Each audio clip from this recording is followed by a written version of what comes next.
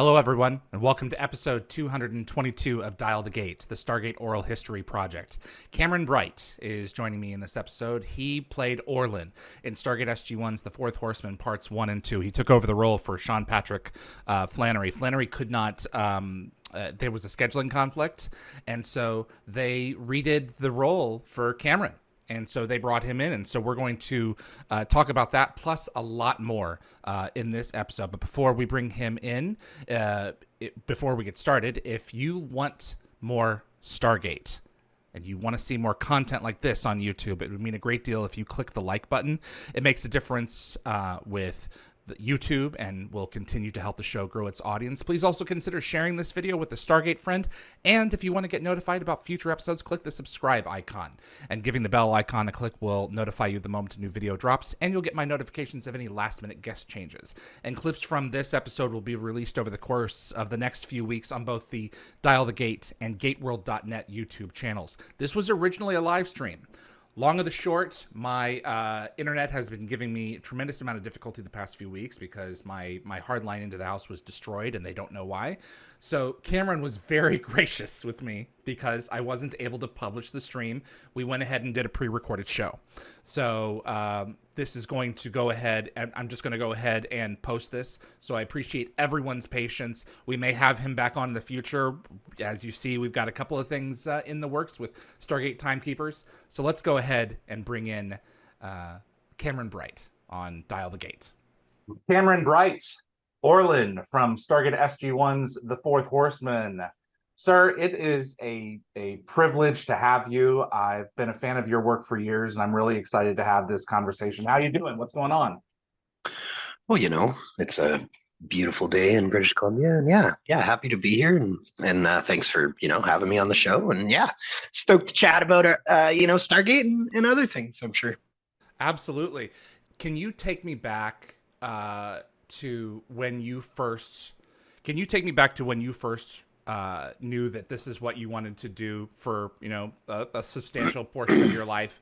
You wanted to act, you wanted to get into this industry, or was it something that I'm curious to know? When you're that young, is it a parental influence or is it all you? Where does this come in to play? Yeah, I mean, when I started, I was 5, like officially. I think I was like 5 or 6. So I definitely had no clue what I was getting into. We started definitely, it was actually just kind of by chance. When we moved from Victoria, where I was born, up to where I live now, my mom was dating pro at one of the golf courses in town here, and it just so happened that the owner of the golf course, his wife at that time was a local talent agent. And so my brother, my mom, and I were just at the course one day, and she had kind of like walked past us and basically said, you have 2 good looking kids. If you ever want to get them in, we had like Sears catalog and just, just kind of small, like modeling, put some money away for college, hopefully. And, just kind of give us a shout. So my mom asked us at that point, do you want to try it out? And of course we said yes, because that's what kids say. And went from there. Wow. I did like 2 weeks of acting classes, and then I booked my first role. We have one of our like telephone companies here. They've had like a big merger, TELUS. So when BC Tel merged into TELUS, I was like a pixie running around in the background in one of their commercials, and that was the beginning of the end, I guess you could say. But no. So I mean, and then definitely, it's it's not the easiest industry to grow up in, to say the easiest way. But I mean, I wouldn't, don't regret it by any means. And it was a crazy journey, especially as a a young child. So what do you think it is? Because you are uniquely qualified to speak about this. What do you think it is about all of these kids who go through this meat grinder and come out just unhappy people? So many of them kill themselves? I mean, or just are a little wackadoodle? I mean, what do you think it is about the system that does that to some of them? Is it the power trip? Is it the manipulation of the adults? Is it what do you think? What do you think's going on? I mean, phew, situational, I guess, but all of the all of the Yeah. above. uh, Pardon me. Yeah, I mean, I kind of related to obviously, my mother as well. Yeah. Obviously we had our differences on many things, Sure. being mother and son. But the one thing that I definitely, was thankful for later on in life was how she handled that kind of stuff. Because I think it was like when I was 13 or 14. I think it was 14 when I finally, I was, doing quite well. And I think it was right around Thank You for Smoking. Yeah, because Thank You for Smoking was the first movie. Well, was it the first one? I think it was the first one that I filmed down in the States. But anyways, Mm-hmm. I filmed it in LA, and right around that time, that was when I had, like an agent up here in Mm-hmm. Canada, and then we finally got representation down in the States. And once we got that, it was, was it the I can't remember if it was literally Thank You for Smoking or if it was when I was down there for one of the award shows. But either way, it was, yeah, I was like 14 when I got asked that question, and it was my LA agent was basically like, screw school, screw everything, move to LA and become rich and famous. And my mom was very much like, no. He was like, we're doing just fine where we're at, and we're gonna stay there, which is, kind of middle of nowhere, not middle of nowhere, I guess you could say, but Not L.A. compared to LA, yeah. But yeah, so which was, the island. And yeah, I definitely, of course we can say we might have been different people, but I can almost guarantee that I would have been a very different person had I grown up in LA. Because it's a whole different beast, and it's not necessarily, being in the industry, I would say just amplifies it. But growing up in LA, regardless of just being in LA, like I kind of realized this later on, when I was in my 20s and, or early 20s, I guess I could say. And uh, when I, had spent, 5, 6 months living down there for work and stuff, the LA is just a really weird city.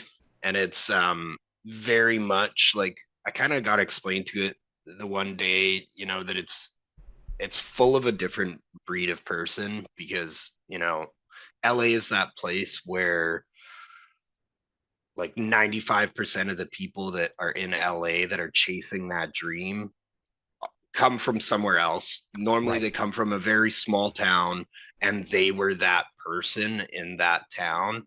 So they were that kind of unicorn. They thought they were better. They thought they could do something crazy with their life. And so they literally left everything behind to focus on themselves. And then they show up to LA and there's 15 million other people just like them there, and it breeds this just different mentality Mm-hmm. of person.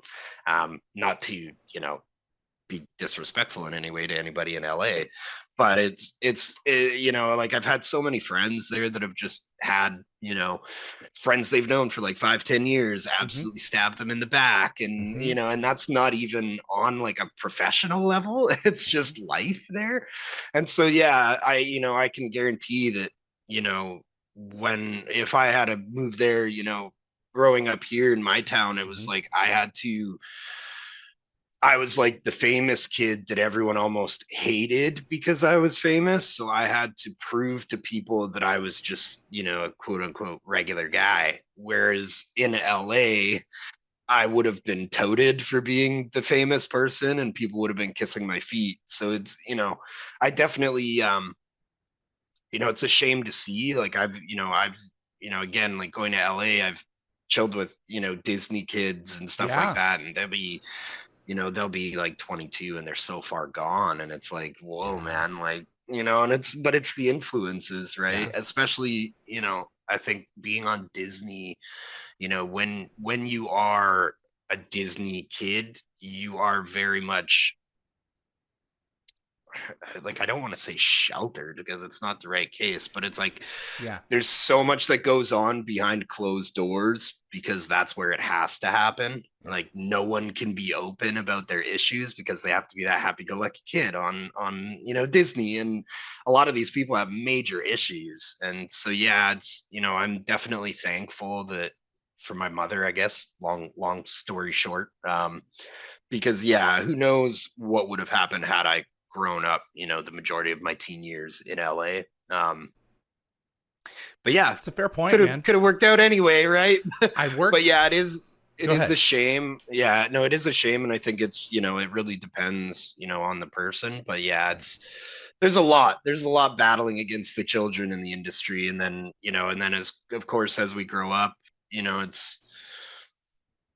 it's a lot of pressure, it's a lot of expectation. It's that whole kind of thing where, especially for someone like myself, because I haven't really acted in the past few years, myself, COVID, blah blah blah blah blah, plenty of Yeah. excuses, I guess one could say.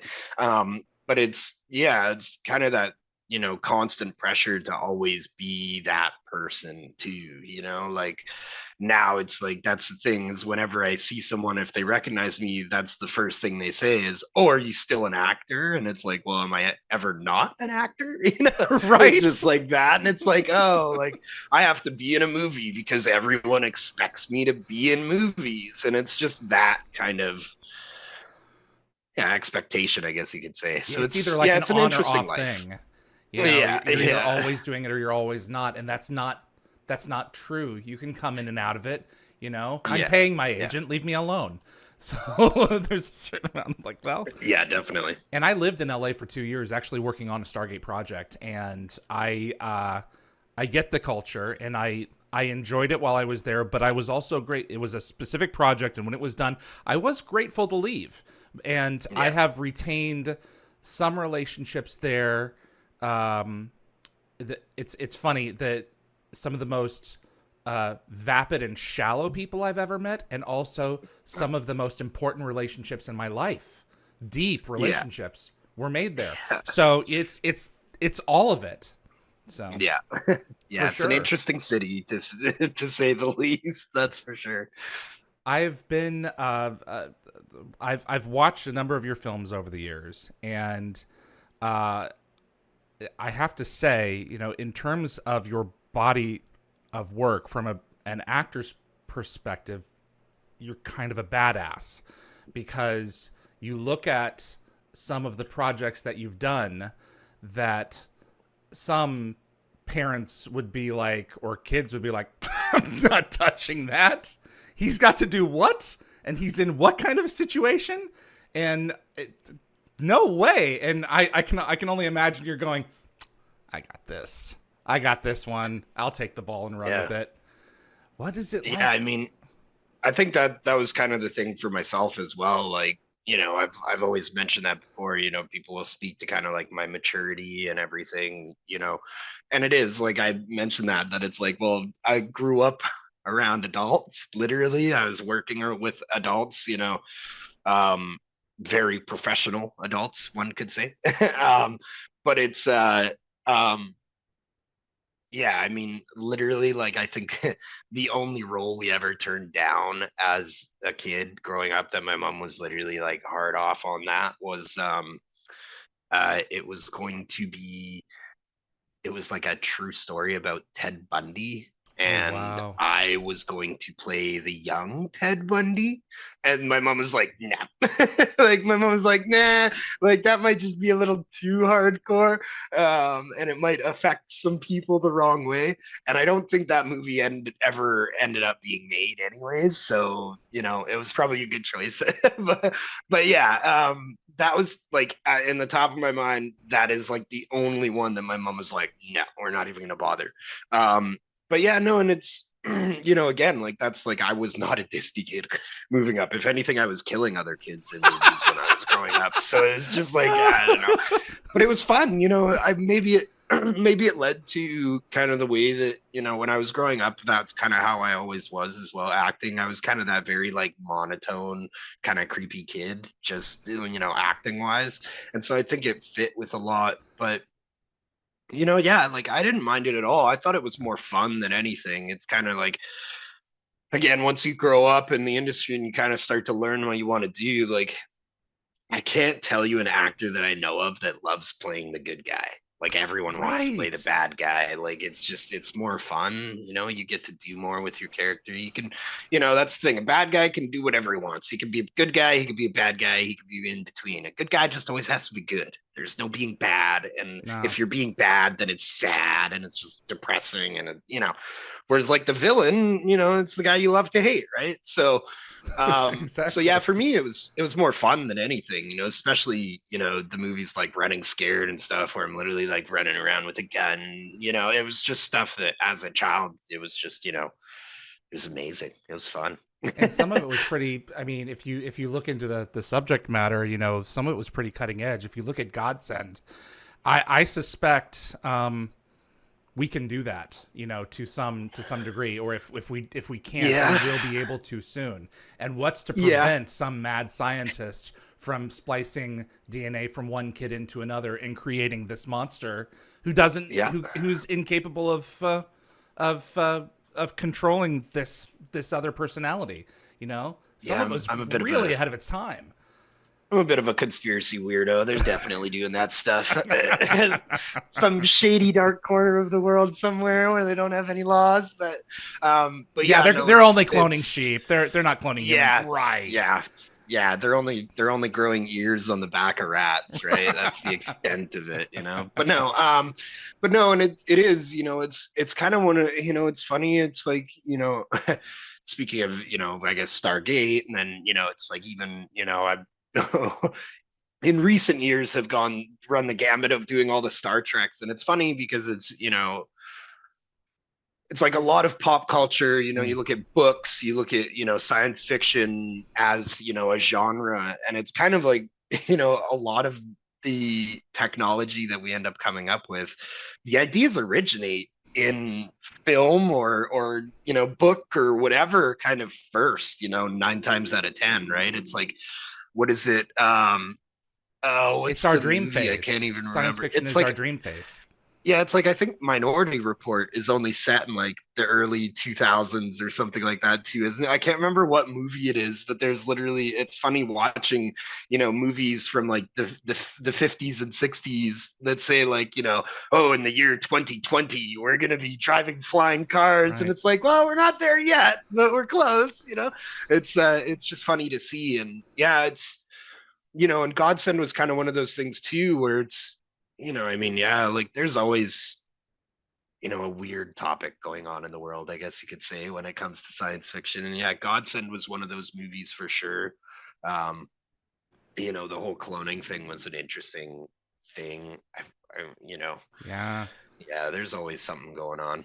And you're working with friggin' Robert De Niro. I mean, come Yeah. on. Yeah, no, it was amazing to work with him. Definitely. You know, it was actually kind of funny because of course when you first show up on set, you're like, oh, okay, here we go, like time to be the most professional I possibly can, and you know straight face and all this kind of stuff, and then you meet Bob, and he's just one of those guys. He's super amazing, super nice guy, friendly with everyone. And then he the one thing that I always laughed with him was you basically can't make him laugh on set, Okay. because if he laughs on set, he remembers that moment and it will like screw him up for like an hour and a half, 2 hours. So like he'll be filming the scene, and like where he broke out laughing, he'll reach that point in the scene and just be like, hey, hey, hey. And then he just like shakes his head and he's like, sorry, I got to do that again. And it's like, buddy, like, how did you make it 50 years to your Right, career and exactly. like laughing the whole time? But then we had a plan that we were gonna do, because there's the one scene where he comes to the house in that movie, and he's like he says Adam, Adam, and I'm like facing away from him, and then he says Zachary, and I turn around and I say Daddy or whatever I say. Um, my mom had it planned that I was gonna do the "Are you talking to me?" Oh um, no. at that point, and I ended up getting cold feet and not doing it because of kind of like that reason. Like I didn't want to literally destroy his damn film. And like we ended up telling him after that I was going to do that, and he was like, I have literally, like, if you want to talk about a broken record, I have heard that, saying a million times. And he's like, and it never, I never even crack a smile. And he's like, but if Yeah, you he's had over done it. that there, he was like, I would have been done for the day. Like, like he was like, that would have been literally the best one. And my mom was kind of like, yeah, but at the same time, we were like, oh well, joke not done. But yeah, no, he was amazing to work with. We were at one point going to uh because we were filming that, actually. Leo and I'm pretty sure it was Scorsese. We were doing The Aviator at the exact same time, and they Mm, were actually filming in studios, in like the same studios that we were filming in, out in Toronto, I believe it was.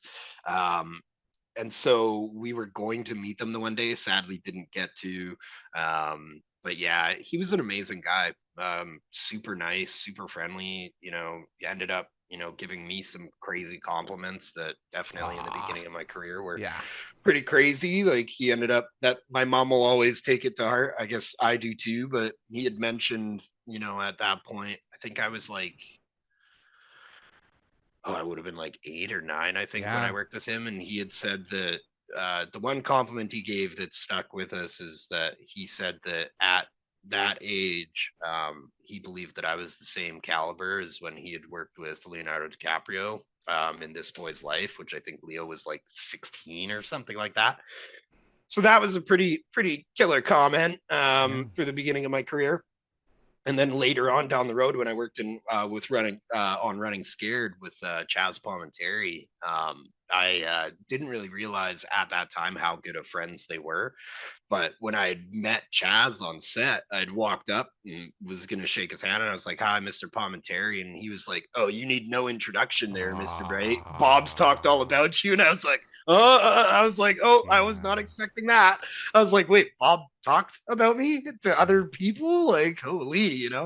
But yeah, and that was like 4 or 5 years later, I think. To kind of even just get that, I was like, holy. So yeah, he's an amazing guy. I know, my mom actually keeps in contact with like his assistant or Mm, something, and they're always kind of passing stuff back and forth. It'd be amazing if for not if, but when I do kind of get back into acting hmm. full time and everything, it'd be amazing to work with him again, one more time. I know he's getting up there, but he still seems to be working quite a bit too Yeah, himself. absolutely. He's going hard. Considering everything that we've went through in the past few years, I think it's so important to hang on to those bright specks from our life, where it's like, yeah, you know what, we can. Uh, the people who we look up to, can also we can make an impact on them, and it's things like that that we have to hang on to get back out the door and get back to work. And it's like, yeah, we've all been through something really rough, but we've still got it, and we've got more to do. So Yeah. Yeah. Well, and kind of touching on what we talked about earlier too, is you never, it's funny because, again, like meeting these crazy famous people like Robert De Niro, and, Patrick Swayze was another guy who, oh wow, yeah. that I worked with, that, you know, you could see, much less with Robert De Niro. Bob was great. Like, he seemed to handle, the fame and work and everything just great. But Patrick Swayze was definitely a troubled guy. He Hmm. was like an amazing human being again, but you could see that the industry had taken a toll on him, and it was, especially after working with him, watching him. I can't remember what the show was called. He was on that like spy show, the last work that he ended up doing. And even myself and my mom at that point watching that show, we could tell, like, every episode we were like, he's looking worse and worse and worse, and then of course he ended up kind of taking a hiatus from that show, and shortly after he had passed away. but Hmm. but it's just that where, like, you could see, that like lifetime of being in that limelight. You expect these people to, you know well, it's just that you have so many expectations and kind of, tabloid news and all that bullshit, so to speak, Yeah, that yeah. No, it you know chases you. Yeah, you build up this kind of idea of these people in your head, and it's pleasantly surprising when you meet them and they're completely the opposite of what you would expect them to be, in a good way, of course. And that's I was fortunate enough, you know, to work with only those people. Of course, being an actor, you get, a little bit of a different experience with actors. They can be amazing to you and absolutely terrible to everyone else on set. But again, luckily, I never really worked with those people. All the, super famous people that I did work with ended up being, again, some of the, best people I've met in my life, and some of the relationships, even with like Paul Walker and stuff, it's Oh just like yeah. stuff like that where it's like, it's weird to say. Like I remember, even for myself growing up in the industry, it's interesting because you kind of bypass a lot of stuff. Like even, when I go to an audition, well, I guess no one really goes to auditions physically Right. these days. When Not I'd not since hold one COVID. on Zoom. But yeah, but when I used to go to auditions, I should say, especially in the past few years, here in our union UBCP, you show up to the audition and you sign it. There's a sign-in sheet and you write down your union number, and it's like my union number is like 4 digits, and they're into like 6 digits now, I think, or something like that, and it's just like, man, I'm old. It's just like I'm an OG in this game, and I'm only like 30. It would Uh, happen when I was on uh, Motive, which was hilarious because I had the, again, the fortune of working with amazing actors, especially local, like Canadian actors on Motive. We had like David Cross and Louis and Kirsten. And I remember the one day we were sitting around the table all talking about like how many years we had been acting. And I had actually been acting, even though they're all in their 30s, 40s, like Louis probably almost in his 60s at that time or something. And they were like, oh yeah, I've been acting for like 20 years, 30 years. And I was like, I've been acting for like 25 years. And they're all like, yeah. whoa, man. It's just like, yeah, I've been doing it ever since I can remember. So, but yeah, so it's yeah, again, it's just a super interesting, life I've lived, I guess. Of been course. there, done that, as some would say. Well, as long as you remember to be thankful for the gifts that you've been given, Hmm. who knows what's going to happen when you turn the page. So, but I'm glad Yeah. to hear that you're continuing to plan to stick with it, because a lot of people in their life, it's like, what, I'm done. I'm ready to do something else, or maybe, Yeah. balance it back and forth with some other things. So, Yeah, for me, sadly, that's the one part of growing up, wealthy, I guess you could say, is of course I always kind of say it that I had more dollars than I did cents, I, you know, especially recently, like I've gotten into Web3 and crypto and yes, all that kind of stuff. And so I understand, of course, while I'm broke in my late 30s, I understand much more about how to spend my money properly. But it's again, like you kind of take a lot for granted, and you fall into that loop of, oh, don't worry, I'll just get another movie and I'll be fine, right? And that doesn't always happen. right. And that's kind of how it was for me, where you know like luckily the one thing that I do have is I do own a house here in BC, and so I have something left, I guess you could say. Yeah. But it's, I was more than happy to have, spent all my money more or less and be that person where now, it's kind of literally one of those things where like it's the fact of being happy in life and being happy with who you are. That's a very tough thing to do when you're in the limelight 24/7, is actually like love yourself, because you're constantly being criticized for what you're doing. Like if you don't have a six pack abs in your 20s, then you're not doing your job. If you're not the sexiest person you can be at every second of the day, and doing everything for everyone around you and not for yourself, and blah blah blah, it takes a toll after a while, especially for me, it was kind of like 16, 17. That was when really like a lot of the rejection started. Not like typical rejection, but it was always just the battle of, why am I not good enough, right? And that was what would suck about auditions, was I would go for these auditions and would want them to say, like, you did this wrong, you did this bad, but it was never that. It was always just like, oh, you didn't look right, or your hair wasn't right. And it was always just such little things that it was like, those are the things that build up in your head where you're like, there has to be more. What can I do with It's like, that? What can why? I do to It's like, change why that? are you? Yeah. Yeah, it's like, why are you telling me that? Oh, it was because your eyes are blue and not brown. That's the reason. Like, it's like there has to be more, right? Yeah. And it kind of just like builds and builds and builds until, for myself especially, I was just kind of like, screw this. um and then it's the fact that, yeah, again, like, especially when you grow up in the industry, you're always asked those questions of like, do you want to direct, do you want to, be a camera guy, whatever. and Yeah. and sure, like, I'm not against it, but I've always wanted to be more the producer type guy. Yeah.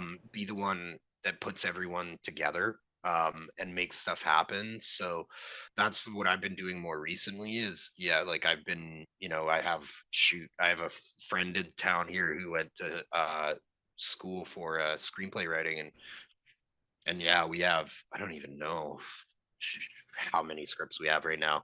Officially, I'd say we probably have like 5 scripts that we want to run with, that we're finishing off. So, I still have plans for it, but it kind of all circles back around to like the financial side of it, right? And when you grow up in the industry, again, like, sadly, I ended up dropping out of school and everything. So, it's not like that keeps me from jobs by any means.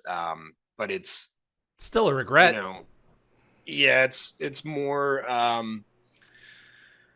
it comes down more to just like, to get back into acting and to Mm-hmm. pursue acting full time. It is really, again, it's a full time job. Mm-hmm. Like, you have to, it's hard to work a day job because Mm-hmm. you have to be able to drop anything on a dime. And, Mm-hmm. again, maybe not so much now because, a lot of auditions are just tape ins or, sending in, tapes. Um, Whereas, like, back in the day, like, I'd have to go over to Vancouver for the day, right, for an audition. And so it's like, trying to work a day job, but then getting a phone call the night before saying that I have to be in Vancouver at 8 in the morning. Well, then I'm losing my job. And if I don't get that, and then it's like, now the pressure is added and added to that audition because it's like, well, I'm literally wasting time and money if I don't do amazing on this audition. And then if I don't do amazing on that audition, it doubles back down on like, now I've wasted time and money and now it's on me again. And so it's, to get back into it, it's a big hill, right? It's like, oh, well, I haven't even had like headshots done since I was probably like 18, 20. So I need to, it's like couple $1,000s for new headshots, Yeah. couple $1,000s to get into classes, to get back into it, because it is one of those things. It's kind of like, I wouldn't say it's like a riding a bike by any means. It's a lot more like, a muscle. Like, it's a lot more like going to the gym, acting, right? And it's like, if you haven't acted or done an audition in 2 years, your skills will lessen, right? You're just not used to it, and you're not used to kind of, again, like, working out those muscles, so to speak. So it's one of those things where I have to basically be able to dedicate a full year just to relaunching myself in the industry. And to do that, it's like, well, I got bills to pay just like Correct. everybody else does these days. And, you know, and it's just crazy times. Like, I think the writers' strike is still going on down in the States, and, like, stuff is still moving. Like, I still have friends that are working and stuff, but it's just weird. It's weird times. Ever since COVID, obviously, especially here in Canada, like, acting completely shut down. Like, I had more friends losing jobs than they were getting jobs. I had people that were, set to be on, like, next season of something, and then they got the call like, yeah, your character's cut because we're not adding 10 characters when we don't even know how to get the 6 we have in the room. So it's just weird times, and I don't think it's quite come back from that. And then there's also, the industry itself has seen many different faces in the last like 10, 15 years. What with, the fallout, if you want to call it, of like the Me Too Mm-hmm. area thing, and then the now inclusivity side of it, which I'm all for.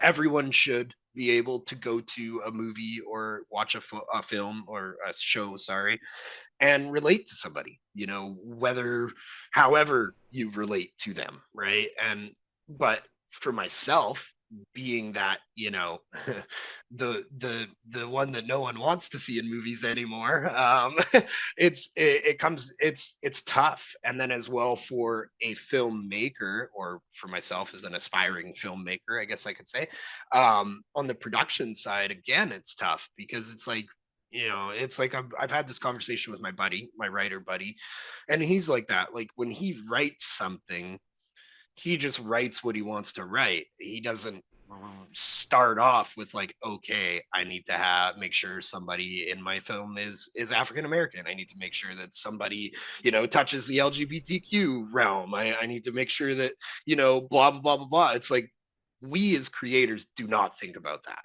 It's like we just want to create, right? But that's kind of where the industry is these days, is that you have to kind of, check these boxes, so to Mm-hmm. speak, to really make sure to get out there. Even with films these days, like short films, for me and my buddy, that's where we would start. We'd start small, do like an independent, maybe a short film festival thing.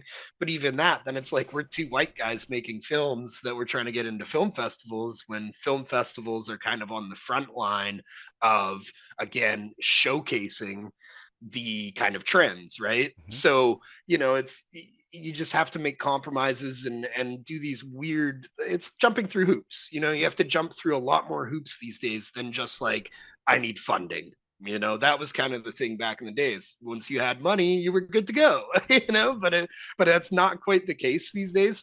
And so it's it's just interesting, I think, with again, with COVID and what's going on in the world. There's a It's lot tough at to, play right now. There's a lot yeah, it's, happening, and there's got these yeah. intersectional boxes that you are Mhm. expected to tick, and you have Mhm. to make it work. But you also have to be willing to say to yourself, "Yes, I can still be my creative self in this realm." Mhm. You know? Yeah, exactly. And again, it's funny because it's not a bad thing. It's just it's added challenges, right? Right.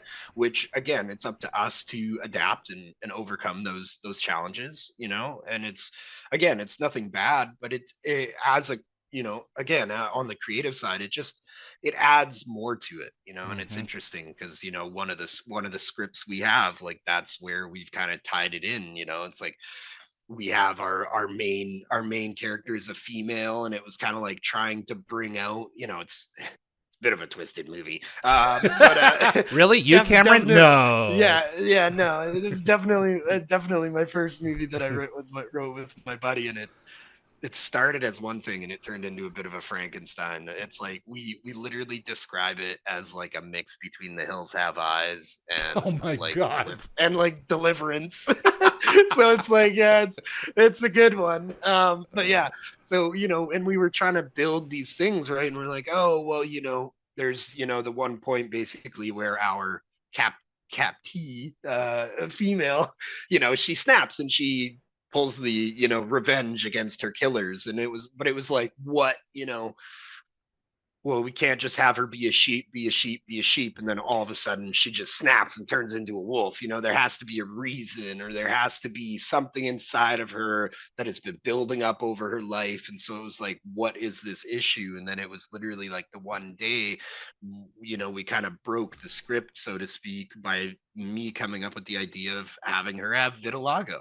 And it was like, oh, well, now this is just her thing where, she's always been teased. She's always been ridiculed or considered different just because of her skin condition, but that then added so much more to our script. So again, as you're saying, like, it's not like it's a bad thing by any means. It's just, how do we use it and how do we utilize that? And how do we, it's just tough to fit, so many characters into a script. Like, if you have a Mm. script with only 3 characters, then how do you fit every race and gender in there? And it's so yeah, it's just a challenge, but it's not a, it's not a bad one by any means. It's fun. I definitely want to, depending on how much time you have, I definitely want to get into Web3 and the future of entertainment, because I think that landscape is changing, and you know Yeah. more about that than I do, and it's something that I've always been wanting to get into a little bit more. Um, Yeah, and I'm free. I'm not doing anything. If anything, I got to go to work, but that's at like 2:30, so I still have like another hour and a okay, half. I'm good. not Well, too worried about it. because I'm really enjoying this. This is I want to touch on obviously Stargate. Um, Yeah, I was gonna so say, wait a minute. right. Uh, how familiar with you were you with the franchise before this audition So came up? And tell me about yeah, this whole so journey. I actually don't think I auditioned. I think I just got the role, which is That's even cooler. awesome. But yeah, but yeah, no. Well, we were actually, I knew about it for sure. I was a fan of the show before so SG-1. I'm trying to think. Of course, it's funny. Like I actually had never watched Atlantis or what is it, Universe? I think, Universe. right? Yeah. Yeah, up until recently. So I'd actually just watched those. Probably like I don't know, 6, 7 years ago Oh, now. okay.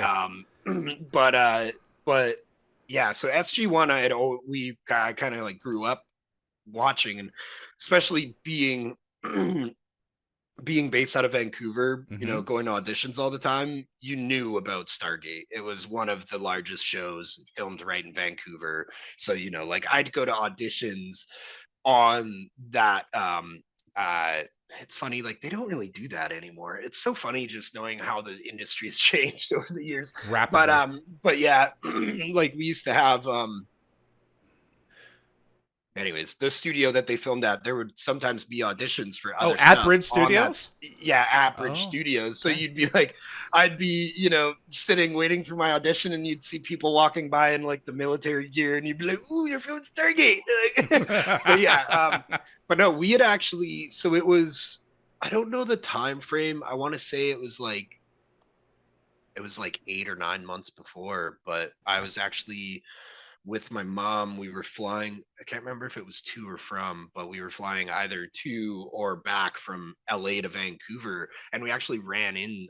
Amanda was actually on our flight, and she was preggers at the time, Oh very yeah. much preggers. And she was actually amazing at that point. We got a photo, Ah. and chatted with her for a few minutes. And little did I know, like I think it was within a year, so maybe like seven Correct. or eight months later, I was on the show. So it was pretty interesting because yeah, we had met and chatted with her, and then yeah, like 6 months later, I was her boyfriend basically. But yeah, You and no, those and wacky roles. yeah, yeah. I mean, But it's yeah, Amanda Tapping. Come yeah, on, yeah, seriously? yeah, not bad at all. I did well, and I cleaned up well in my young age. Yeah, Nicole But Kidman. I mean, come yeah, on. yeah. But yeah, no. So she was actually amazing. It was, one of. I was definitely much better. Again, thanks to my mom, I was Yeah, really good at learning my lines yeah. when I was a kid. And that was, the scene where I first come back, I guess you could say, and I'm chatting with all of them in the boardroom or the war room, whatever they called it, kind of thing. Yeah, you're explaining And what's I go happening. off, yeah, and I go off all crazy on the Ori and blah blah origin and blah blah blah. Well, that I had memorized, and so like they were all day players, and so they all had their scripts out. But I remember that was one of the first standing ovations I actually got on set. Was we were just in like rehearsal, and I said it all off book, no lines, and they all looked at me like, "Man, you have that memorized?" It's like, I guess so. Ah, But yeah, so everyone was amazing. Like even because we had like yeah, like I said, I was a huge fan of the show first. So Shanks and all of them, they were all amazing to work with. They were all amazing people.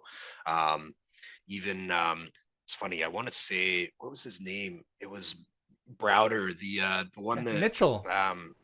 yeah, Mitchell. That was his character, right? Yep.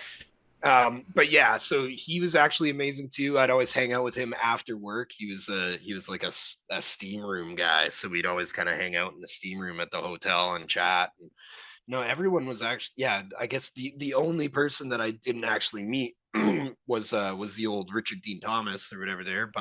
Um, but yeah, I also heard that apparently I wasn't missing too much. So Well, Richard Dean Anderson, yeah, he yeah, had Dean Anderson. Yeah, yeah, this sorry. was his first full season away. So Yeah, he yeah, had come and gone a lot in the last couple of years, but yeah. what was it like stepping into Sean Patrick Flanery's role? Did you watch Ascension?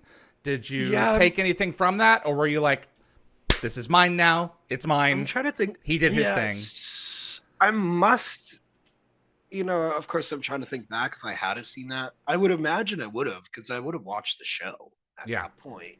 But I don't know if I watched like every episode. But either way, no, it was kind of, I don't know. That was never really an issue for me. Luckily, I feel like, maybe it was kind of a bit of a saving grace that my character was literally losing his mind because that was kind of what they right, were saying is they weren't necessarily, I feel like it was the way that they explained it to me that, even his character, like he had taken that form as well. So it's not necessarily that I had to be exactly like, you know, Sean was because I had ascended. Like in reality, I had grown and aged and all this kind of weird stuff that like I kind of almost was a bit of a different person when I came back. It that's was right. completely different, you know, situation and everything. And I knew, that it was kind of my death sentence, right? I was going to save everybody, but I was going to lose my mind in the process, basically. So, I think one of the it few was things that were for sure the same was his love for Sam yeah. and his willingness to once again give himself up for an entire civilization of people Mhm. like he did before. Yeah. And also you're losing your mind, so there's got to be Yeah. something freeing in that. Yeah, no, it was super fun. I mean, and that's the thing. It was kind of like I said, it was a bit of a dream to be on that show, regardless, just because like I said, especially when they were filming, it's kind of like something that every actor from Vancouver wanted to be on. It was Wow. definitely that show. Maybe not everyone, but Yeah. most of us all wanted to be on Stargate. But yeah, so yeah, it was super fun, and it was just crazy because that, again, it was just fun to film all the sci-fi, the sets. It kind of reminds me as well of like X-Men, and you just you get to see the production side of things, and it's so much more fun when you're doing cool stuff. Like being in the hazmat suit, and just all these different things as a kid. Getting to meet Lou Gossett Jr. Oh where my when he's all gosh. done up, and Yeah. and the makeup, and all that as a shoot. I don't know how old I was on. I must have been, oh, I don't know, maybe like 11 or 12 or something, maybe. But yeah, so it was the literal kid in a candy store at that point where you just, it's just fun to be there, seeing all the moving parts and what goes into it. And, yeah, and again, meeting the people. And, I was a huge fan of Teal'c. So meeting, Yeah. Christopher Judge is yeah, amazing. Chris Judge. Yeah. Kratos. And, yeah, and he again was another just amazing person. Like Yeah. everyone on that film was absolutely awesome. So yeah, it was super fun. Were Yeah. you there on the day they rigged Ben up to do a flip through the air to be pulled by the prior? Were you I there don't for that I would trick? assume I was, but I might not have been on set when they actually did it. Oh, Because okay. that was the only terrible part about being a child on set is you're in school. Like whenever they don't need you, you get rushed away to be in school and tutoring. So I missed a few things just because I was literally tucked away in a closet somewhere, more or less. Are you alone or do So you have a tutor? no, yeah, like we had a tutor. When you're under the age of 18 by law, you have to have a tutor on set.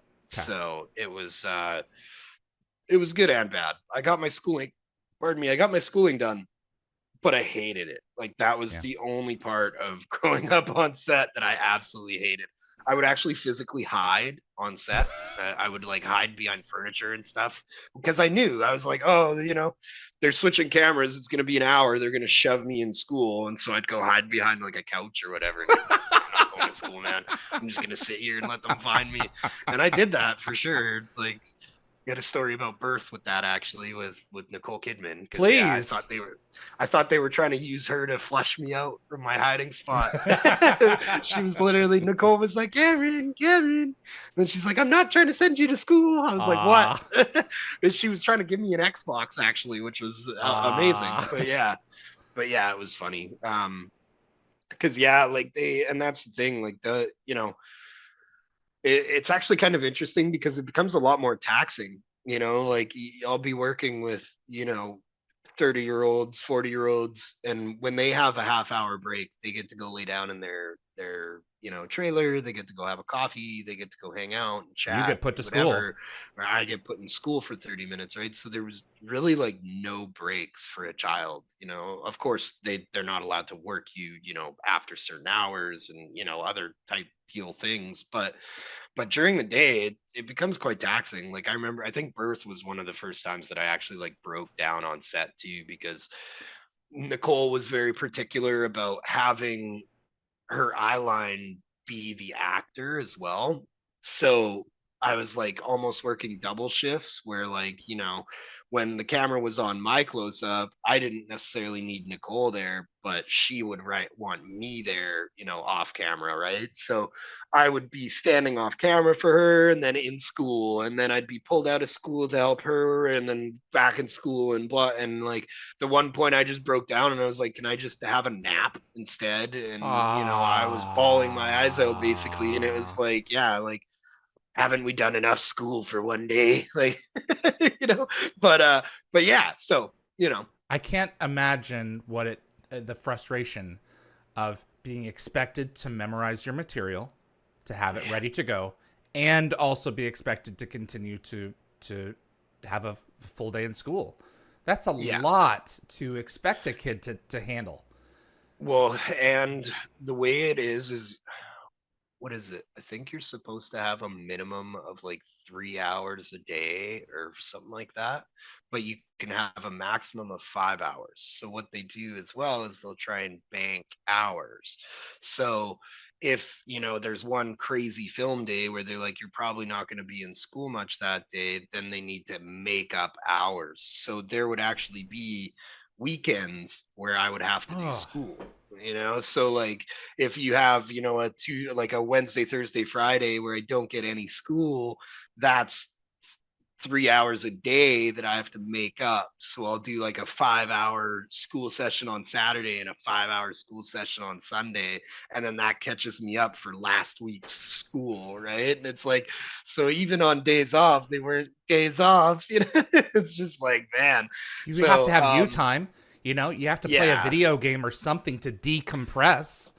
Yeah, so it definitely wasn't too painful, and education is important. Oh no, although I hate it, but but yeah, or hated it, I should say. But yeah, it's yeah, and that's the only thing I ever hated about anything was definitely that. But yeah, no, and Stargate, it's funny too, because then later on down the road, I ended up, obviously working with Chris, like Christopher Heyerdahl. He's brilliant. He's so brilliant. And, yeah, he's actually probably like if I were to name like an actor that I enjoy watching, Chris is top for sure, because it's just he's a chameleon. He can become anything. He just disappears. He speaks like 12 different languages or something crazy. Like he's just insane. Like he's literally that guy who like, you look at as an actor and you're like, man, I suck. Like he's just like, this guy's crazy, man. It's like, how do you do this, man? Stop making me look terrible. But yeah, no.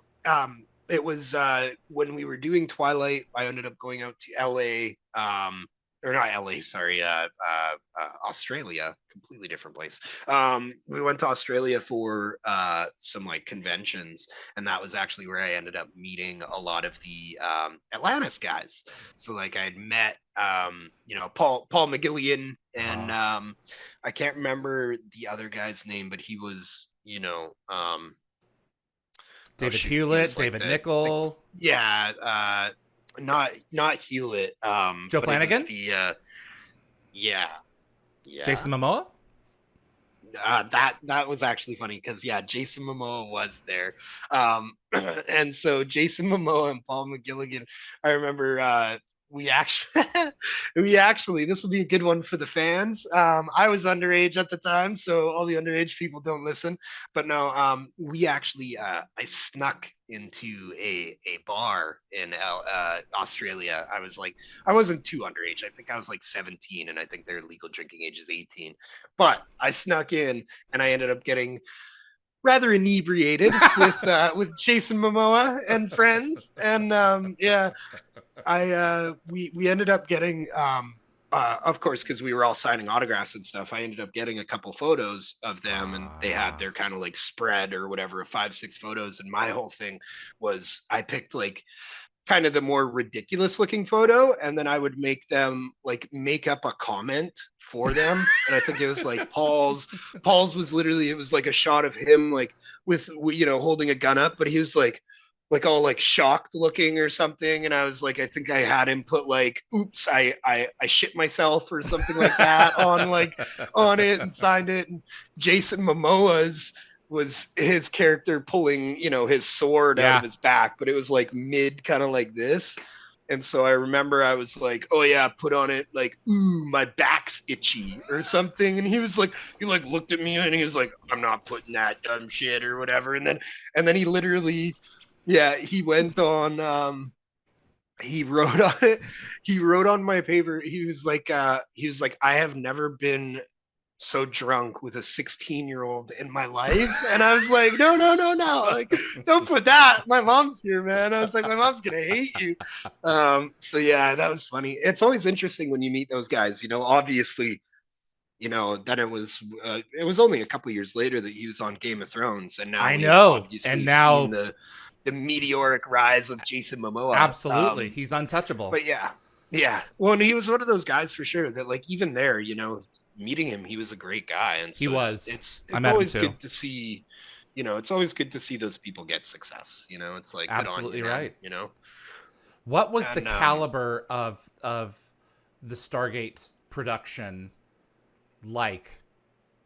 How on par was it to other work that you had done? At this point, they're in season 9 of production. They are a yeah, well-oiled machine. How does it stack up to some of your other work? You've yeah. done I the mean, small, the large. Where does it? I'm curious as to where it fits in.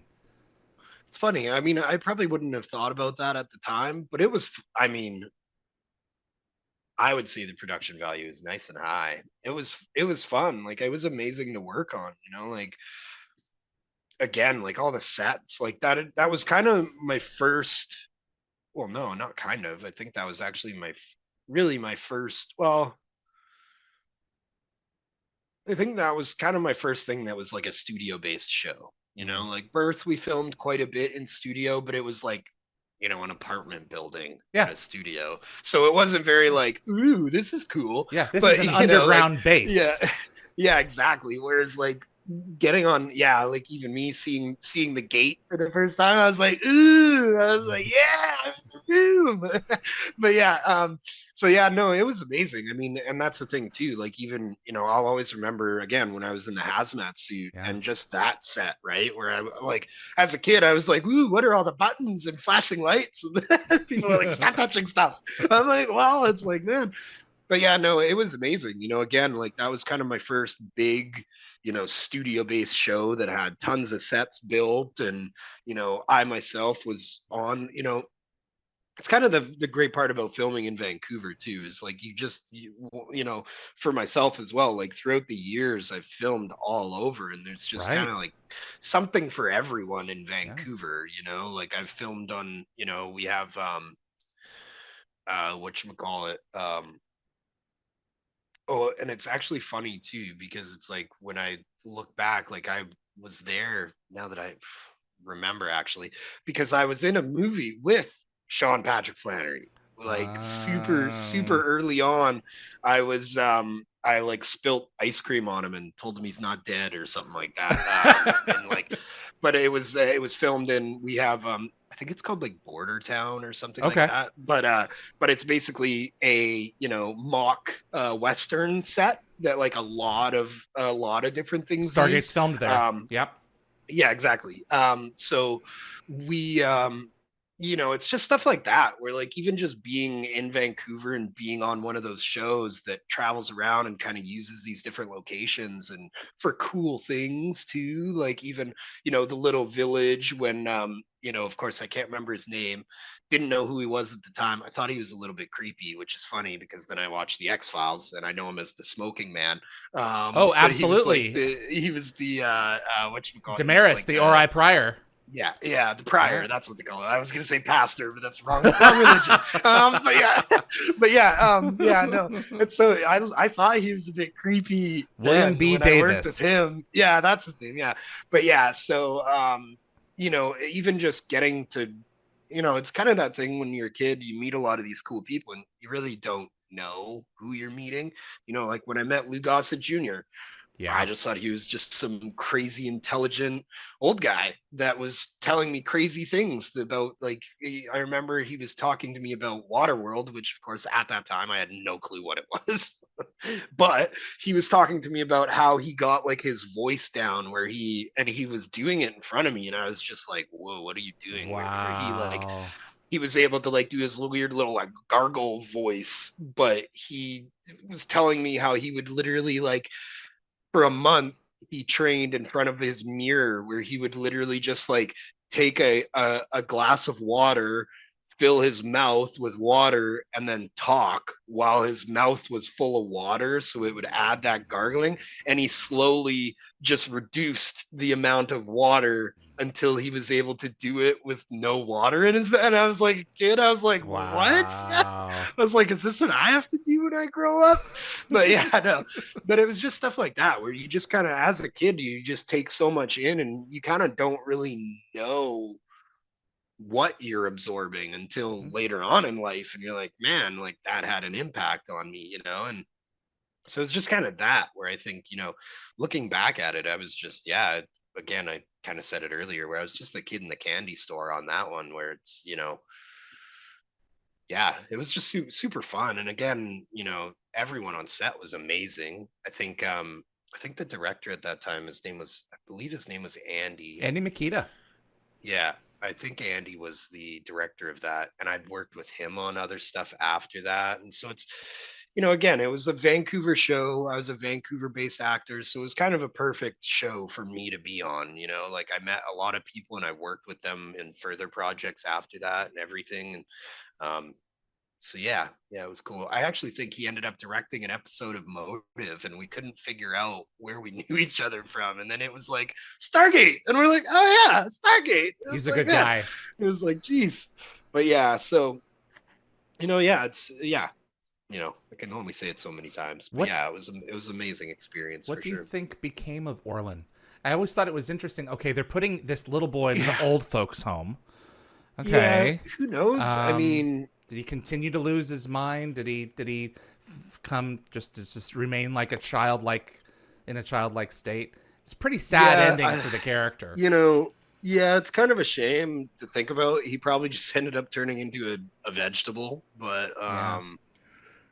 but no, yeah, it's kind of one of those things where you'd almost hope that he, you know, went back to the stars somehow, you know, who knows? But yeah, it's I think that's kind of, you know, the way it goes, right?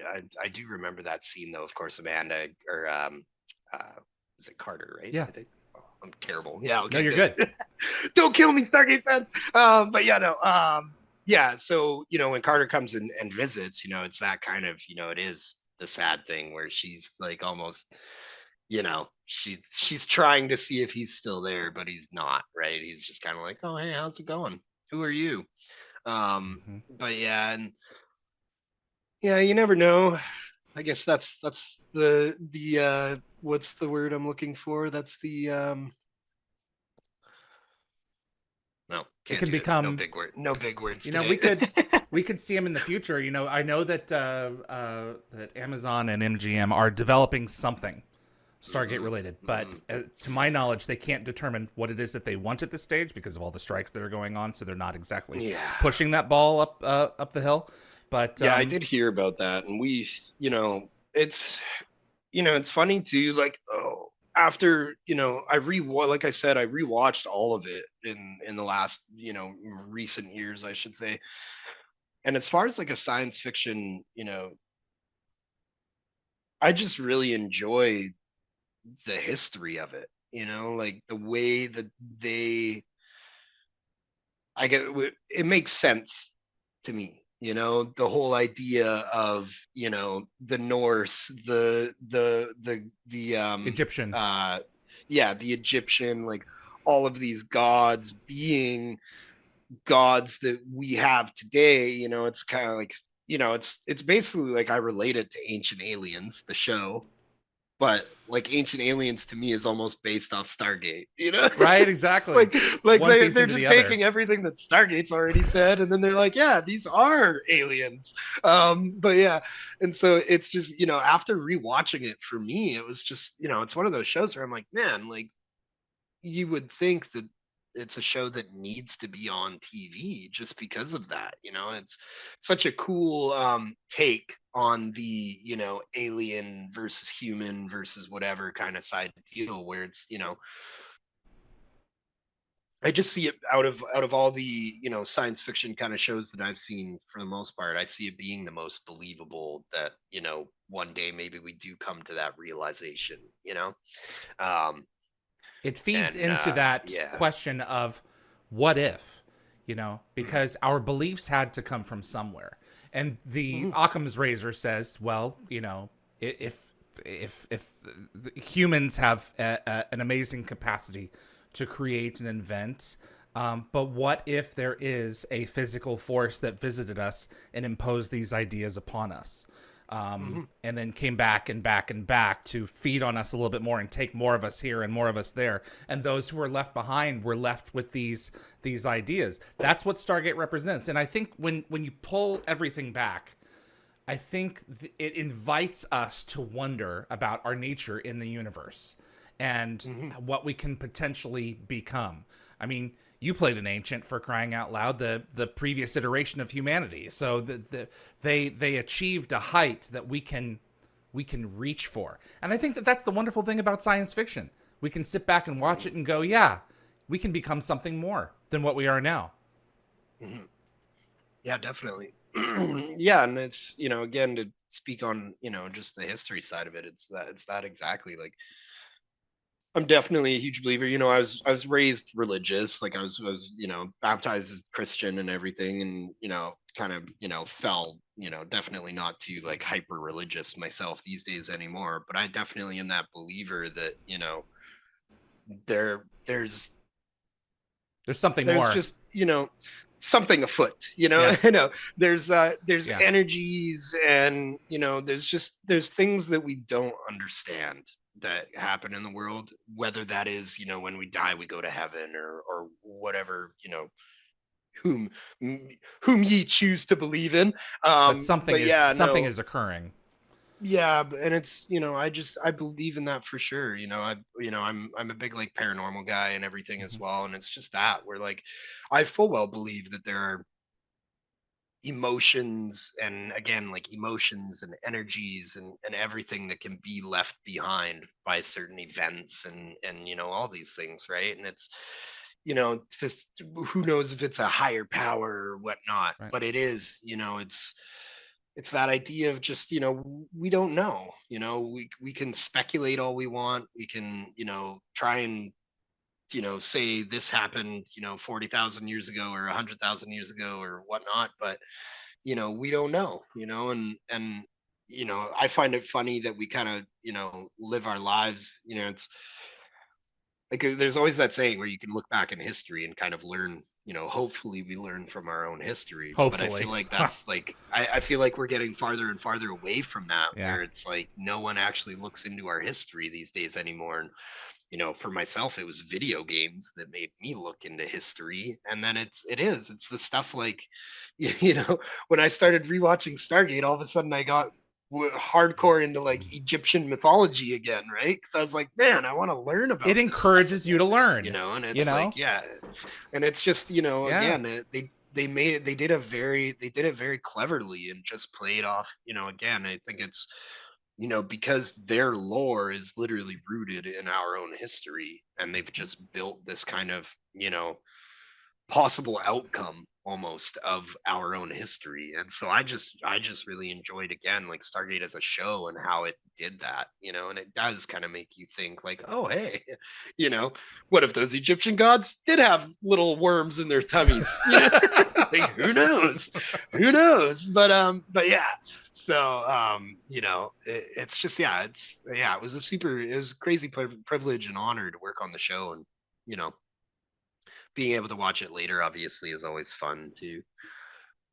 But you see how they make the magic happen. It's always cool. I'll never forget the first time I visited the set, and it took away so much of the magic for sure. Seeing the ceilings, it's all just a bunch of lights. It's not a CG, roof with the retractable roof.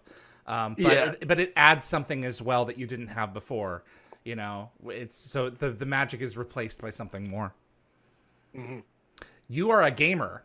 Have you heard about Stargate Timekeepers? No.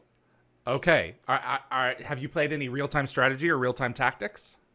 Oh yeah, definitely. Okay. I play, the Total War games are one of my favorite that I play, actually. Which I guess they're kind of more like turn-based, I think. But yeah, they're a strategy game. Yeah, Empire at War is probably mine. That's interesting, actually. So it is in development right now. It's going to be coming out in the next several months. It is in beta. There are 8 or 9 missions, and I'd love to have you back to play one of the missions at some point when. I was gonna say when the game goes a little bit more public. I'm communicating with them right now to see how we want to do it, but I want to take each episode with a Stargate star and go through the map with them. And you being an ancient, there are definitely some ancient levels in this thing that's coming out, and I'd love to have you back for one. Yeah, that's funny. It literally says from the producers of Warhammer 40K Gladius. the Total War game that I play is Warhammer based. Yeah. I was like, oh, wow, these guys. I actually know the Gladius game too that they're talking about. I haven't played it, but yeah, no, that's crazy. Okay. I'm just looking at it on Steam right now. Yeah, it's beautiful. And I am not that familiar with it. It's more RTT. I'm not that familiar with real-time tactics. But it looks like I see the couple screenshots here. Yeah, it's like it's definitely turn-based. I'm trying to think of. Yeah. Like you probably move your guys like X amount per turn, and then you set up their sights, and it looks interesting for sure. I'm trying to relate it to a game that I've played recently. What are you playing right now?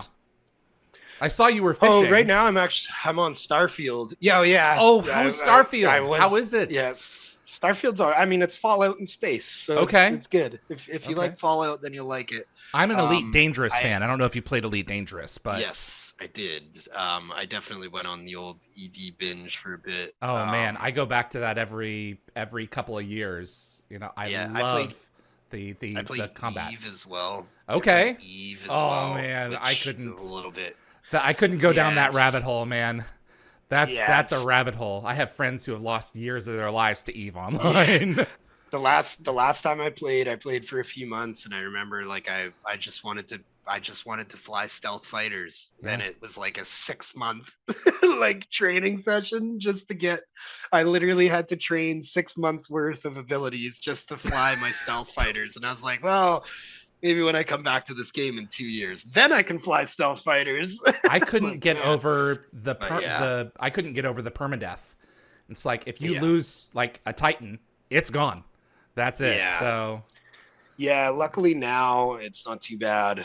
Oh, But yeah, okay. you definitely want to make sure to have your ship insurance. Absolutely. Yeah, with Elite Yeah. Dangerous. Yeah, exactly. Yeah. Yeah. Um, yeah. So, any interest in coming back and playing a level of Timekeepers with us? Oh, totally. Oh yeah, All definitely. I'd right. love to. Legit. I'd love to. So, what with the advances in I mean, I saw a guy, I can't remember, it was a YouTube video of a guy entering a video game and just talking with a a, a non-player character on the street and just having a conversation with him. With the advances that are coming with video games and continuing to enter this world of with Web3 and all this stuff that's coming up, where do you foresee our entertainment future going? Is it wide open for anyone who just wants to sink their teeth into it and make, a few $1 million in trying this new direction? Where do you foresee us going as a species in terms of how we consume our entertainment in 10 years, in Yeah. 20 years? Well, I I was related to idiocracy. We're slowly becoming more and more like idiocracy. So we'll be sitting in our couches eating sludge pretty quick here, just 20 screens. No, yeah, it's like I've taken the journey into Web3 and crypto the last, I don't know, it's been like 3 years. Feels like it's been like Mm-hmm. 2 months, but it's weird. That's what crypto will do to you. Some days it feels like 2 months, some days it feels like 10 years. I don't know. I have Bitcoin Like, and Ethereum yeah, myself. I get it. yeah, It's like, how's it yeah, doing today? How's it? Oh, damn it, it's yeah, down. yeah, So yeah. It's everything's down, no, that's but yeah, true. no, but no, it's that like I kind of took different like phases as well. Like I started in crypto with mining, Oh, you've mined. and Okay. yeah, and so that's where I started, and that's kind of what I understood, and I obviously entered it a lot differently, and that's one of the best things I find about Web3 right now is it's kind of like the great equalizer, Mm. like, I myself, I'm come from film. Yes, you could say that I am intelligent. I'm not, an idiot by any means. I don't have problem learning or anything like that. But I wouldn't say that I'm like a techie guy, a developer. I don't know anything, or I didn't at that time know anything about crypto, how it worked, whatever. And I never would have thought that I would have found Twitter as the home to it Mm. all. It's one of those things where I was actually talking with someone the other day, and I was mentioning that it always like um, devalues the thing when people are like, "How do you learn about crypto?" And you're like, "Twitter Spaces." Yeah.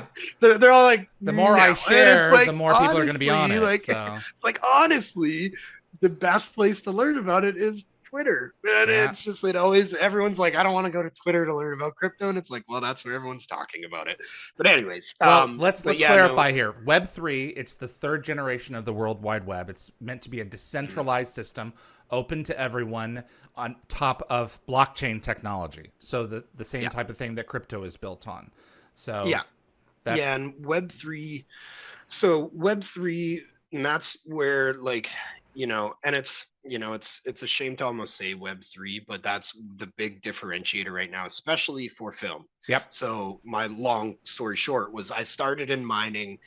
And at that time, NFTs were also popping. Well, I was ignorant to NFTs. I was like, it's JPEGs that are worth millions. It's like art, it's like at that point, like, okay, I can understand why some art might be worth millions, but I'm not going to pay millions for Right. someone's art. That's just me. So that Other I people own might. it, but everyone else can still see it, but I own Yeah, it. exactly. You It's, know? Yeah. but once I got into NFTs and what NFTs are, and that's a whole nother explanation and rabbit hole and blah blah blah blah blah.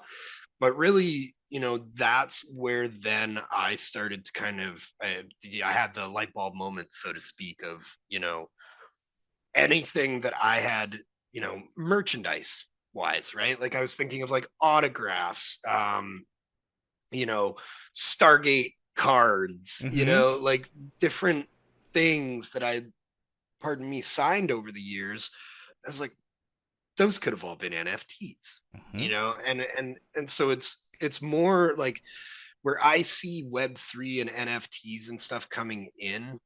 Um, Again, it's so like I'm trying to do film 3, it's called, of course. I don't really like using that term, but that's what other people are calling it, is film 3. And right now, film on the blockchain, it's more or less the only purpose is for funding. Um, it has caught backlash. Um, Namely being Stoner Cats is one of the biggest ones. So Stoner Cats was done by Mila Kunis or whatever and Okay. Ashton Kutcher. And they are now getting hunted by the SEC.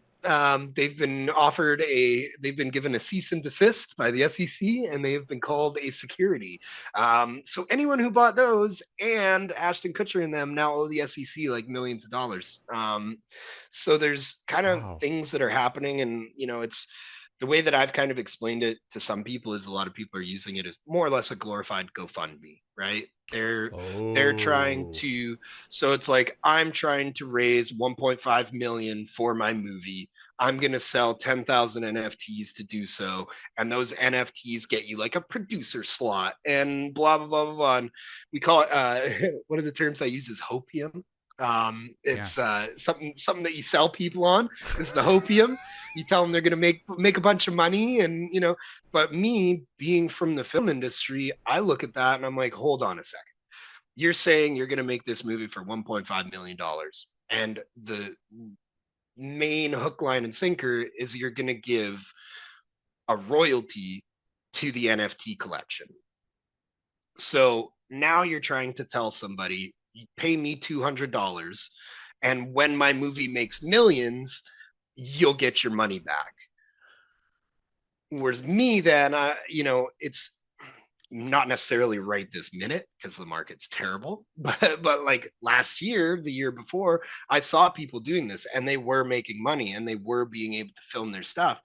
But then it comes down to my expertise in the film industry where I'm like, how do you know you're actually going to make money on this movie, right? And it's like, It's a so new it's all timing. technology too. So you're Yeah, you're well, it's all completely Wild timing, right? West. Yeah, and Yeah. so that's the thing, is that, but that model doesn't utilize Web3 at all.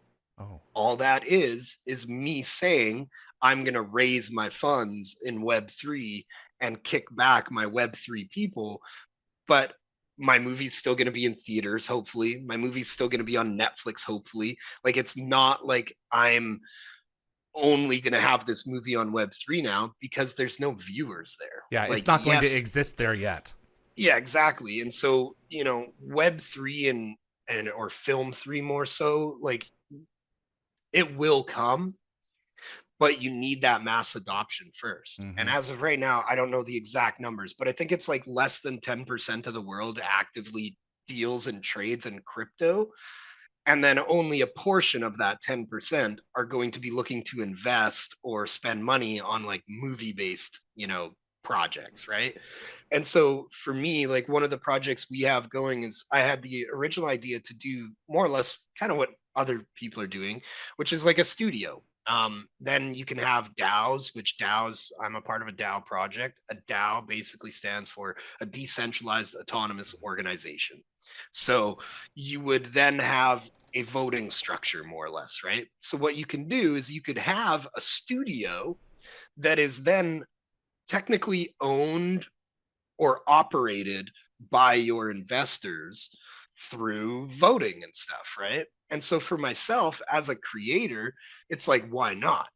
If I can have 10,000 people, a hive mind, that are now all voting on, say, scripts or genre or whatever it may be as far as us producing, well, that's basically market research. You can, Wow.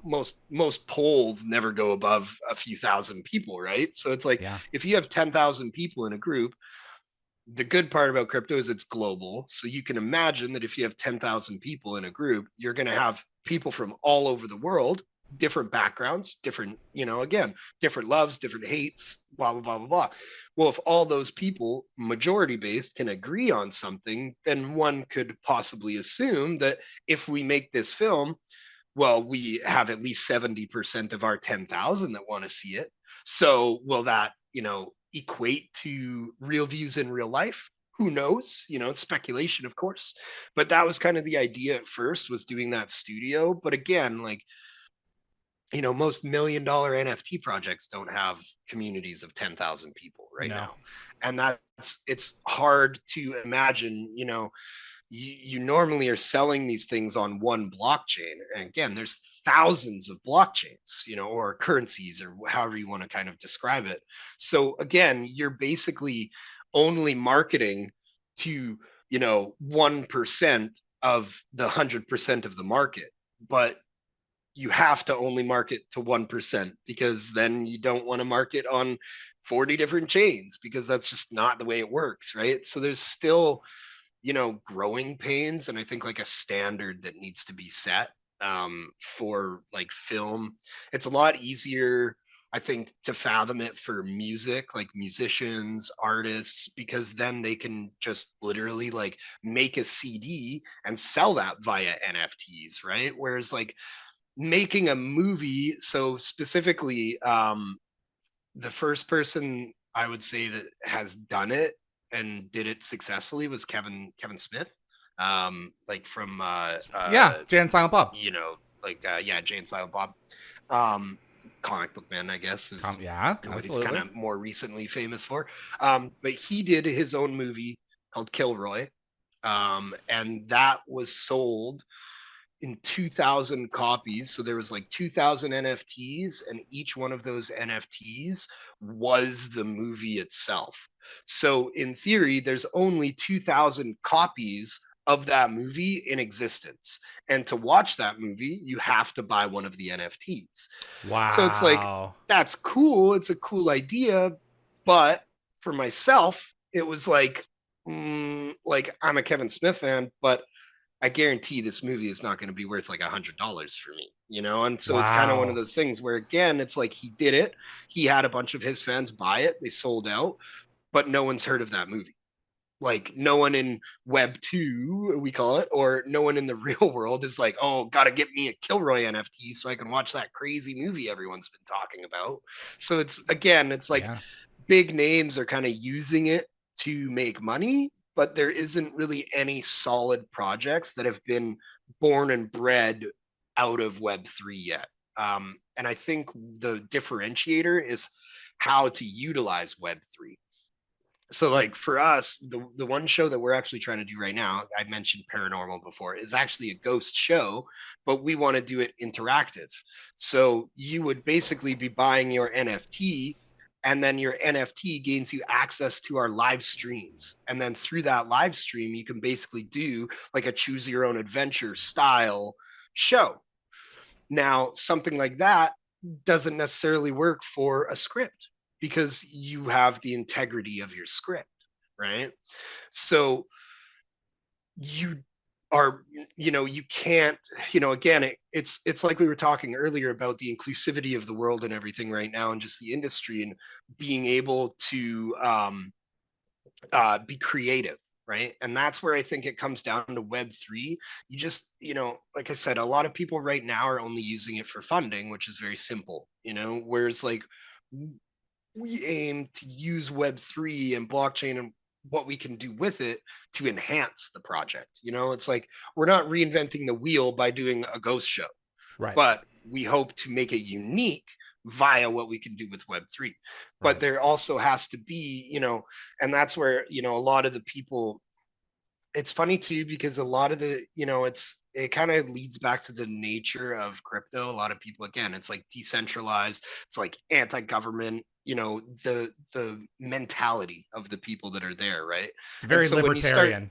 yeah, and so when you start talking about like, oh, can't wait for a big studio to come over to Web3, everyone in Web3 is like, no, we don't want studios here. And it's like, then how is your movie going to end up in theaters if you're not getting studios involved, you know? And it's just, so there's those necessary evils almost that have to happen where somebody has to bridge the gap, but whoever does that successfully, then yeah, like it's gonna get crazy. But again, I think, it's solidly like timing wise, we're probably a good like, at least like 10, I'd say 5 to 10 years I think that before there's, anything really hardcore comes out as far as yeah, film. And it's just because, like, it's like anything, like, to put it into relation, like, you're more or less building the industry again.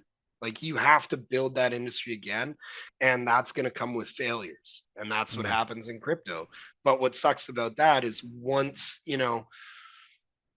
you look at, if 10 film projects have happened and not a single one of them have, gone to theaters, then why would anyone want to invest in the next 10 projects, right? And so it comes down to that, where like we need success stories, but they have to be born and bred from Web3, and that just hasn't happened yet.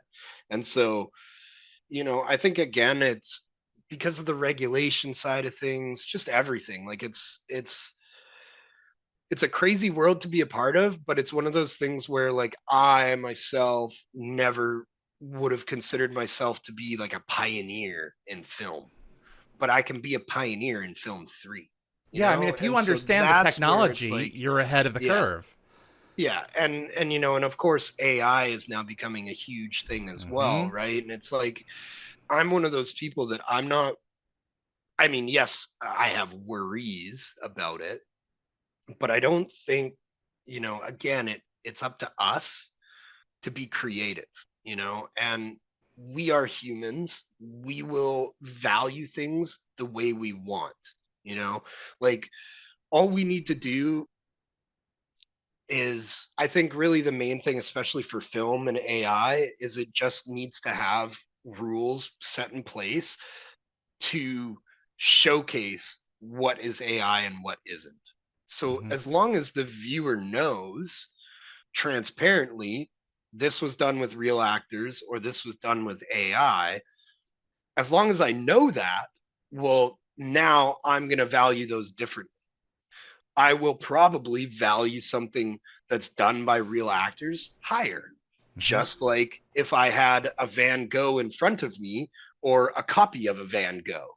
It's like, Right. which one is more valuable? Well, I decide that in reality to myself. And so it's, as long as we humans are given that option of, do I know what this is or do I not? Then we'll judge it the way we want to judge it. It's not going to be like all of a sudden no actors are going to work anymore because we just have AI actors. It's like, no, people like, I still want to go see a Robert De Niro film. I'm going to go see it because Robert De Niro's in it, not because AI Robert De Niro is, and so it's, it's stuff like that again, where it's like, I don't, it's going to be left up to us as the creators to then utilize those tools. It's like, what's wrong with AI if it can help people write scripts? It's like, so like, I think we it's like, have a fear of, um, are we fully in or fully out? And yeah. there's like, we have to learn that there's going to be a balance, that these technologies are not going away and they're going to Mhm. continue to help enhance our lives or Yep. potentially destroy our lives. And how Yeah. we choose to interact with the technology will Mhm. determine how that occurs, not the technology itself. Yeah.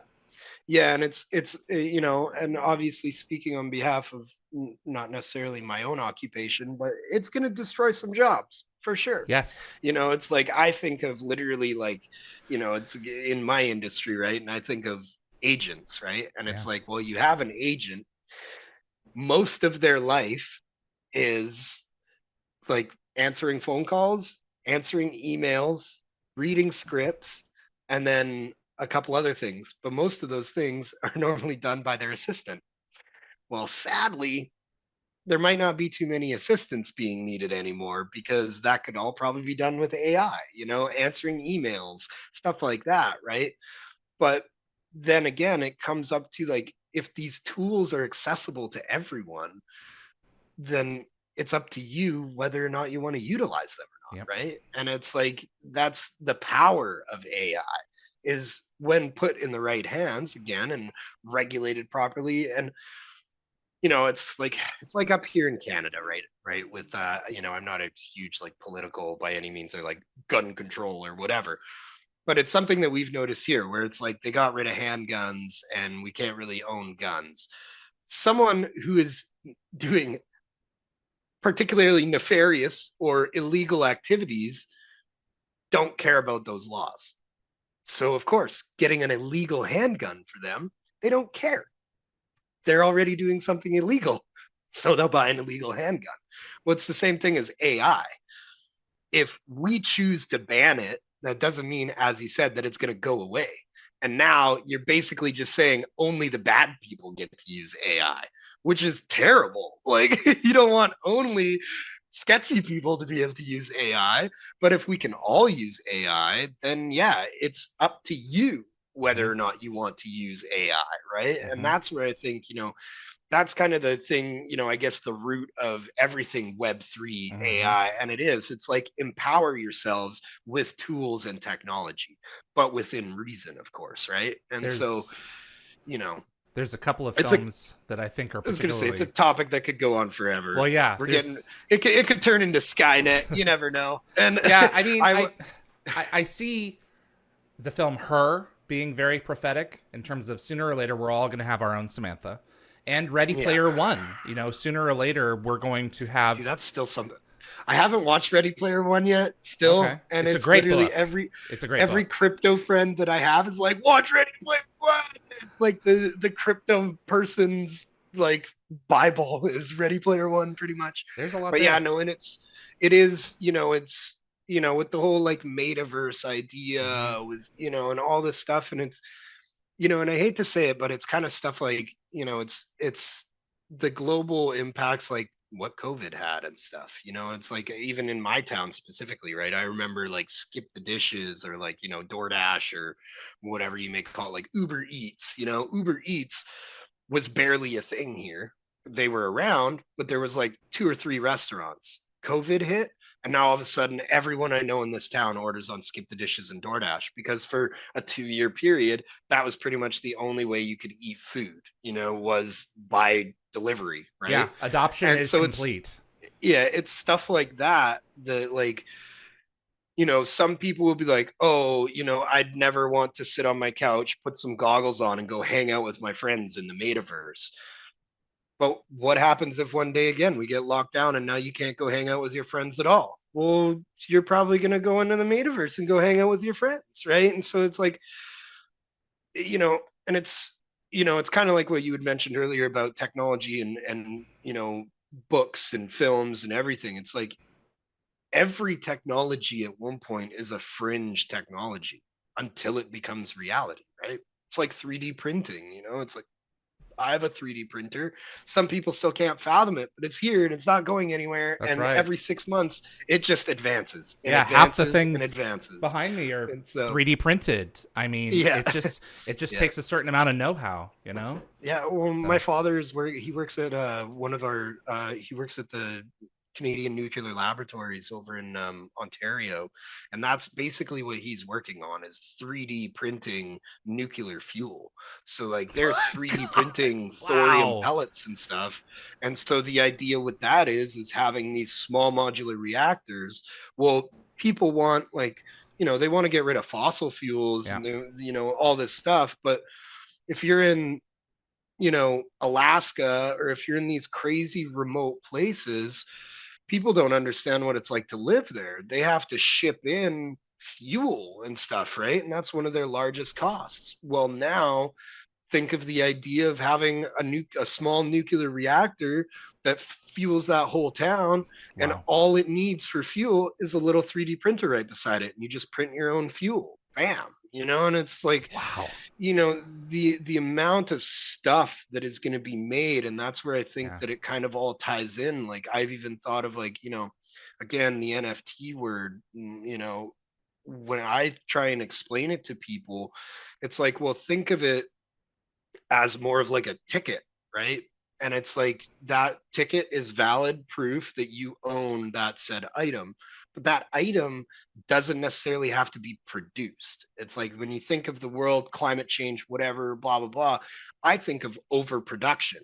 And to use one company like Nike, right? You think of Nike, how many pairs of shoes do they make in a year versus how many do they sell? They Yeah. probably, Hundreds of overproduce millions. crazy Yeah. amounts of products and never sell them. They get ripped off, they get fakes, blah, blah, blah, blah, blah, like that whole industry. Well, now imagine if rather than producing those shoes to sell them, in every one of your stores, you have a 3D printer. Well, now you have someone that buys that shoe online, but it's an NFT. Well, they don't have that physical shoe made. It's They have printed it on as an demand. NFT. But then, say they want that pair of shoe. Well, they take that ticket and they burn it, so to speak. They put it into the thing. They redeem their pair of shoes, and then bam, within a week you have your pair of shoes. Well, is that not something that for those large industries, that imagine how much money they could in theory save once that technology is available, right? Like, I'm not saying they can 3D print Nikes by any means, but in the next few years they most likely will be able to. Yeah. It's just getting the fabrics and whatever done, right? Yeah. But they're probably 3D printed shoes, just not Nikes. But yeah, they're but it's 3D one of those printed things guns, so of course. yeah, Absolutely. well, exactly, right. No, and I know they're like 3D printing houses now and stuff like That's that. right. So yeah, yeah. Can you imagine the machine that puts those out? Yeah, it's got to be massive. That'd be an interesting thing to watch work. That's for sure. Cameron, this has been really really cool. I have really enjoyed getting to know you better and exploring all the facets of what you're working on. Where can people go to follow you and see what you're doing? Well, Twitter is normally where I frequent the most. So Okay. Twitter, I'm just at Cameron Bright. I am one of those guys. I have like NFTs and weird things as my photos, but yeah, at Cameron Bright. I don't have the blue check mark anymore because I don't want to pay for it. But probably gonna have to do that sooner or later here. Yeah, I had the cool one that meant you were somebody, and then Elon Musk showed up and ruined everything. But no, but yeah, no. At Cameron Bright on Twitter, and that's kind of where I frequent the most. I do stream. I'm on Kick now, so you can check me out on Kick. Yeah, well. I watched you fish. I was like, man, the time has come where we're fishing online now. You are near the great outdoors. It is. It's strangely relaxing to just hop on that game every once in a while. And like even my regulars in my stream are like, man, they're like, this is like ASMR. I'm just sitting here hearing the waves crash, and it was like, yeah, man. De Niro or someone similar to De Niro back in around 2006 on the Oscars talking about, I just came from me and my son, we were playing a Nintendo 64 game of a father and son playing catch. And I mean, we've kind of moved in that direction. It's like you have the exact same or near enough experience digitally fishing as you would going out and casting a line. That's amazing. Some of the simulators are kind of funny, like Farming Simulator. Oh it's my gosh. Yes, I really want to sim growing 6 months worth of food. Like, no, thank you. But hey, to each their own, right? Hey, I played The Sims when it's the first iteration, 1.0. And I loved putting those kids into little rooms that they couldn't get out of and having them go off to military school. Yeah, I was going to say. So. Yeah. I love that too. You just stick them in a house and get rid of all the doors and see them delve into chaos. Yeah, they pee on themselves and then they're in a military uniform and they're saluting. Yeah. So your own social experiment on Sims as like a crazy 10-year-old. Like, I would have adults come into my room and they're like, "What are you doing to those?" I'm like, "Don't worry, they're not real."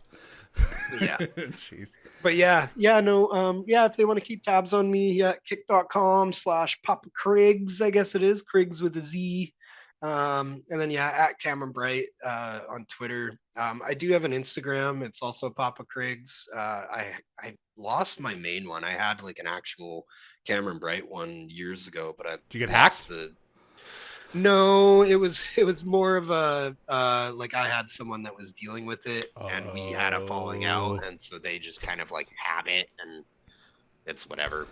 I was always that guy growing up, like That's actually why I started streaming as well, was because 9 times out of 10, like I was just gaming. And Mm, it was like the expectations again, right? Of being hmm. like this famous actor growing up. Everyone thinks you're jet setting around the world, eating good food, doing whatever. And I'm just like sitting on my ass playing video games 9 times out of 10. So it was more like a way for me to connect with my fans, right? It's like, hey, just come on out and, chill while I'm playing some video Yeah, games. you have to have a Um, release. yeah, So, and then now I'm actually in the process of launching my own video game on Web3. So I have we're supposed to release our alpha and our first batch of NFTs this this weekend. I'm like, is it this weekend? Yeah, the 24th, I think. So yeah, we're going to be called Matic Mini Golf. is And that so what that that's is? Okay, I yeah, saw yeah. that. Yeah, so Matic Mini Golf is my game that I'm making. And basically it's, again, it's just something super simple. It's just going to be a mini golf game, but then we're going to, you call it degenning it out basically in crypto, but we're going to make it so that you can wager and have like handicaps. So like a buff, debuff Wow. system, stuff like that, tournaments, blah, blah, blah, blah, blah. Again, that's kind of something again that like Web3 can allow, right? Yeah. It's, for a film idea, like I've always kind of thought, you know, think of like think of something like Game of Thrones, right? Think of Hmm. something like a film like that that has like factions and all this stuff and this kind of never-ending war going on.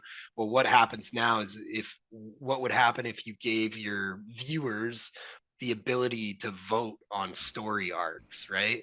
As far as a project goes, it's like you're basically creating demand because as your show launches, you're going to have fans of different factions, but then you put it up to those fans to fight for their factions and be able to, like, again, it's like now say you want, faction A to win this next war. Well, you have to put up your, stake your NFT or whatever, and whoever stakes the most NFTs, well, that's the faction that rises to the top, kind of thing, right? And it's, Wow. again, it kind of leads back to us to be creative and be open to kind of allowing these cool things. And that's where I think the future of a lot of this stuff is going to end up, is that interactivity. And that's where really, like, that's kind of the next evolution, I guess you could say, of our entertainment right now, because a lot of it, it's like you watch the show and then you start becoming a fan, right? It's not Hmm. like, oh, I can be engaged in this show and help the outcome of the show all just by being a fan, right? And so that's kind of where I think the next, like I said, evolution of everything is. So hopefully we'll see, starting with a video game, make a bit of money off that hopefully, and Of then course. move on to the film stuff and try and do something cool. But it's yeah, one step at a time, right? Well, that's really cool, man, and definitely want to help out any way that I can. So that's pretty legit. Yeah. I really appreciate you sharing your Stargate stories with us and all the other stories as well. Yeah. Um, Yeah, no worries. Yeah, sorry. I can ramble no, sometimes this is too. good So stuff. This is why we do the show. So yeah. absolutely. And yeah, all the best to your endeavors, and love to have you back for Stargate Timekeepers. Yeah. Yeah, definitely. Yeah, I'm free most of the time unless I get called into work. So, but yeah. Yeah, feel free. I believe obviously on Twitter, feel free to reach out. Absolutely. Pardon me. Slide into the DMs. But yeah, no, yeah, thanks for having me as well. And it's always nice to chat and reminisce, about the good old days. Even though I'm only 30, I'm like, You got a long way to go, man. yeah, I yeah. Well, and appreciate it. that's what's nice. Yeah, we'll figure it out. Thanks so much to Cameron Bright for joining me in this episode of Dial the Gate. I really enjoyed this discussion and all the different avenues that we went down. I've put links to his sites in the description below where you can follow him on Twitter and on Kick. Go fishing with Cameron. I never would have thought I would be saying that a few years ago, but this is the direction that we're going with the technology. So, and it was great discussing that with him, and I look forward to having him back for an episode of Stargate Timekeepers whenever that game gets off the ground. Keep an eye on dialthegate.com for all the new episodes that are going to be coming out for the rest of our extended season 3. We got a lot of things happening here. Really thankful to everyone that I have coming forward. My thanks to my moderating team, Tracy, Anthony, Summer, Jeremy, and Reese. My producer, Linda Gatecapper Fury, and Frederick Marcoux at Concepts Web for continuing to keep dialthegate.com up and running. And my thanks once again to Cameron Bright with being so generous with his time. My name is David Reed for Dial the Gate, the Stargate Oral History Project. I'll see you on the other side.